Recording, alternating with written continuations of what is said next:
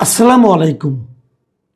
প্রিয় দর্শক, দেশে আলোচনা, যদি রাজনীতির আলোচনা বলি, এখন আলোচনা আসছে স্থানীয় সরকার নির্বাচন নিয়ে। মানে এই যে বিভিন্ন সিটি কর্পোরেশন, উপজেলা, তারপরে আপনার পৌরসভা, ইউনিয়ন পরিষদ, এসব নির্বাচন নিয়ে আলোচনা হচ্ছে। এটা আসলে আমার বিবেচনায় আরও অনেক আগেই হওয়া উচিত ছিল। এবং আমি তো মনে করি এমপি সংসদ নির্বাচনের আগেই স্থানীয় সরকার নির্বাচন হওয়া উচিত ছিল। দুটো কারণে উচিত ছিল। প্রথমত, স্থানীয় সরকার নির্বাচনটা ধাপে ধাপে হয়, একবারে বড় করে হয় না। কাজেই ছোট ছোট করে হলে নির্বাচন কমিশনের সক্ষমতাটা আমরা ওখানে বুঝতে পারতাম। এই নির্বাচন কমিশনকে কিন্তু আমি খুব একটা সফল নির্বাচন কমিশন মনে করি না। কারণ ওনারা গণভোট নিয়ে যা করেছেন সেটাকে ন্যাক্কারজনক ঘটনা বলে আমার ধারণা। যাই হোক, সে আলোচনা অন্যদিন করা যাবে, আগেও বহুবার করেছি। বাট স্থানীয় সরকারটি নিয়ে কথা বলি। তো স্থানীয় সরকার নির্বাচনটা আগেই করা উচিত ছিল, করা হয়নি। কারণ স্থানীয় সরকার নির্বাচনের সঙ্গে নাগরিকদের নানা ধরনের প্রয়োজনীয় কর্মকাণ্ড জড়িত থাকে। ধরেন একজন নাগরিক সত্ত্বায়িত সার্টিফিকেট, নাগরিকত্ব সার্টিফিকেট, একটা চরিত্রের সার্টিফিকেট, একটা আপনার ওই সম্পত্তির যখন ভাগাভাগি হয় তখন সেটার একটা আপনার ওয়ারিশান সার্টিফিকেট, এ ধরনের অনেকগুলো সার্টিফিকেট কিন্তু এই কাউন্সিলর এবং কমিশনাররা দিয়ে থাকেন। সিটি কর্পোরেশন, ইউনিয়ন পরিষদ অথবা আপনার পৌরসভা, এগুলোতে এগুলো থাকে। তো সেটা খুব জরুরি। পৃথিবীর যত সভ্য দেশ আছে এবং যে সমস্ত জায়গায় জনগণের আপনার ক্ষমতাটাকে জরুরি গুরুত্বপূর্ণ দেওয়া হয়, সে সমস্ত দেশে কিন্তু স্থানীয় সরকার খুবই শক্তিশালী থাকে। এবং বিভিন্ন এলাকায় আমাদের এখানে যেমন উন্নয়ন কর্মকাণ্ড মানে হলো যে এমপিদের একটা একতন্ত্র, এমপিরাই সেখানে রাজা, এমপিরা যা বলবে তাই হবে। স্থানীয় সরকার শক্তিশালী হলে পরে এমপিদের সেই দৌরাত্ম্যটা আর থাকে না, এবং সেটা থাকা উচিত নয়। কারণ এমপিরা তো পার্লামেন্ট মেম্বার, তারা স্থানীয় পর্যায়ের উন্নয়নে কেন তাদের ভূমিকা থাকতে হবে? এখানে ভূমিকা থাকবে স্থানীয় সরকারের, যেমন উপজেলার চেয়ারম্যান, পৌরসভার মেয়র, তাদের।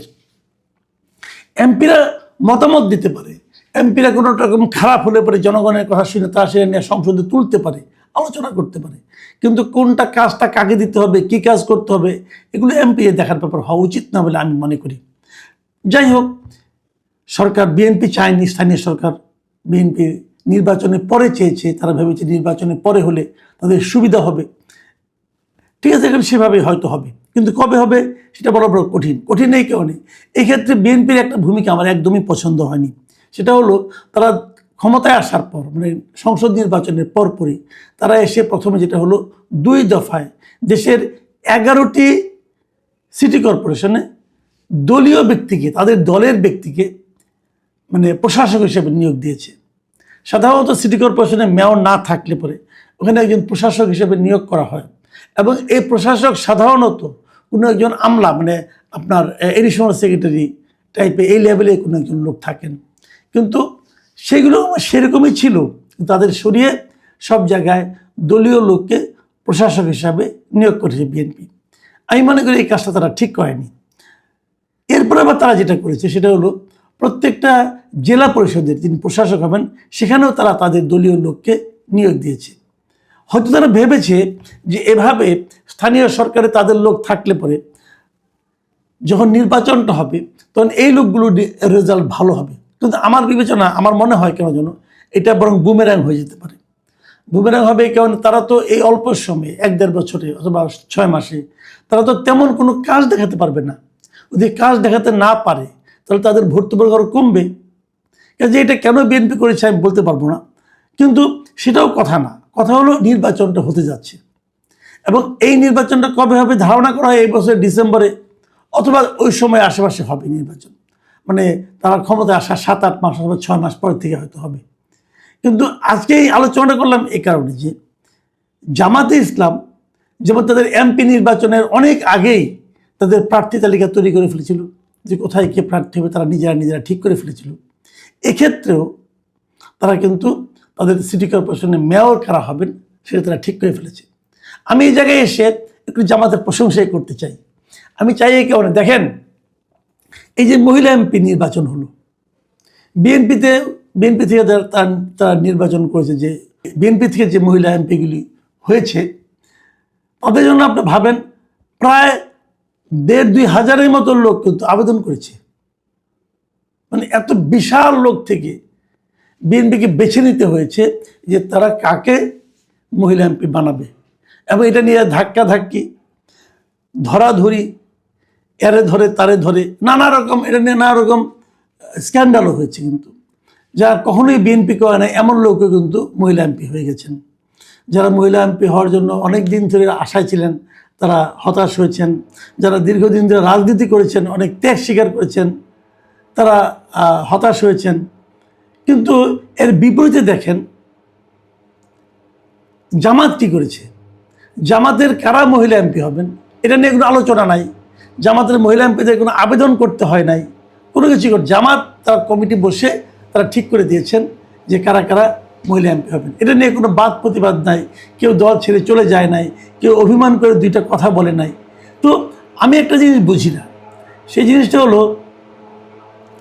বিএনপি তো যাদেরকে মহিলা এমপি হিসেবে ওনারা মনোনয়ন দিয়েছেন সেহেতু বিএনপির সেন্ট্রাল কমিটি বসেই অথবা নির্বাচন পরিচালনা কমিটি বসেই তো এইটা মনোনয়নটা দিয়েছেন।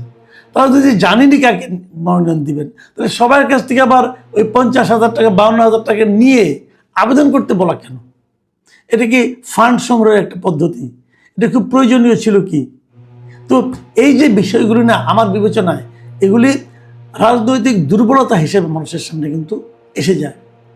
আমি এই জন্যই এর সঙ্গে আমি জামাতে ইসলামের তুলনা করলাম যে জামাতে ইসলামের প্রার্থী দিয়ে কিন্তু কোনো হইচই হয় না। তাদের মধ্যে বলে না একটা পোস্টের জন্য তাদের এখানে 20 জন 10 জন কিন্তু প্রার্থী আসে না, মনোনয়নপত্র কেনারও কোনো ঝামেলা থাকে না। তারা নিজেরাই ঠিক করে যে আমরা কাকে দেব কাকে দেব না। সবাইকে আমরা চিনি, দলের জন্য কার কি ভূমিকা আছে তাদেরকে তারা মনোনয়ন দিয়ে দেয়। এক্ষেত্রেও এই যে সামনে স্থানীয় সরকার নির্বাচন হবে, তারা কিন্তু সিটি কর্পোরেশনগুলোতে কাদের কাদের নিয়োগ দিবে, এই মনোনয়ন দিবে সেটা তারা এরই মধ্যে ঠিক করে ফেলেছে। আমরা প্রথম জানতাম যে ঢাকা দক্ষিণে সাদিক ক্যাম্পকে দেওয়া হবে, সেটা তো ঠিকই আছে।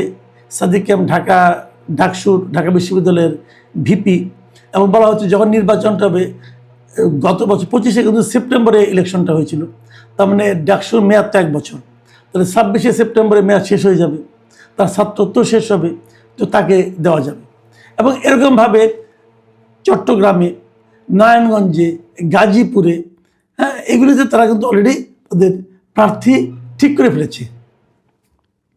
মজার ব্যাপার হলো এই প্রার্থীদের দিকে তাকালে একটা জিনিস কিন্তু স্পষ্ট হয়ে যাচ্ছে, সেটা হলো জামাত কিন্তু এই প্রার্থী নির্বাচনের ক্ষেত্রে তরুণদের উপর নির্ভর করেছে।